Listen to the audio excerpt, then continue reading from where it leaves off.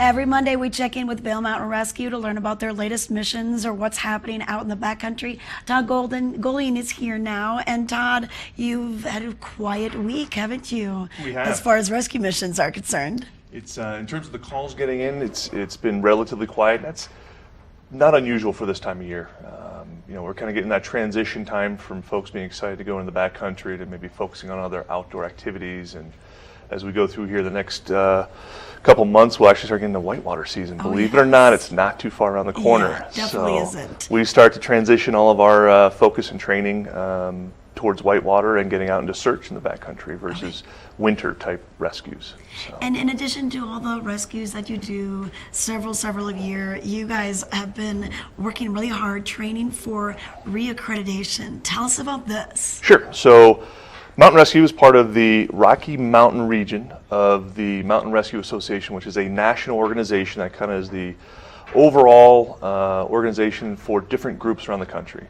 Our Rocky Mountain region has about a dozen different teams, and we have a peer review process. Every 5 years, we go through a reaccreditation. And there are 4 different scenarios that we get tested on. Search, so if you get lost in the woods somewhere, we run a scenario and we get evaluated on how we set it up, how we complete it, and how successful we are. We have a low angle, which is getting someone out of the backcountry on a slope, and we have high angle, which is a cliff, and then we have avalanche. So we run through all 4 of those over the course of the weekend, which is coming up here at the end of this month.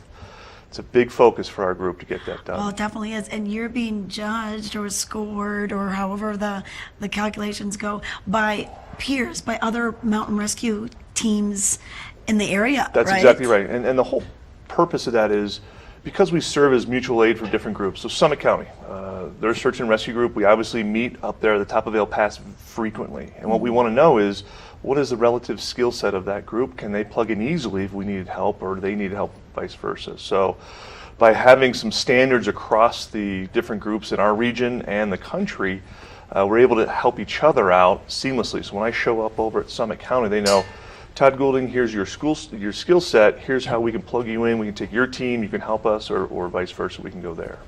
And what's so interesting is Vail Mountain Rescue, as well as many of these mountain rescue groups, it's all volunteer run. I mean, you guys have your day jobs, your families, your whatever else you're doing, plus this. So it's an amazing the amount of time that you have to spend training and just in general. That's exactly right. So even though we run somewhere between 75 and 100 missions a year, depending on the year, you can almost double that amount of time for training. And so there's functional meetings that we go through just to the business of running that volunteer organization.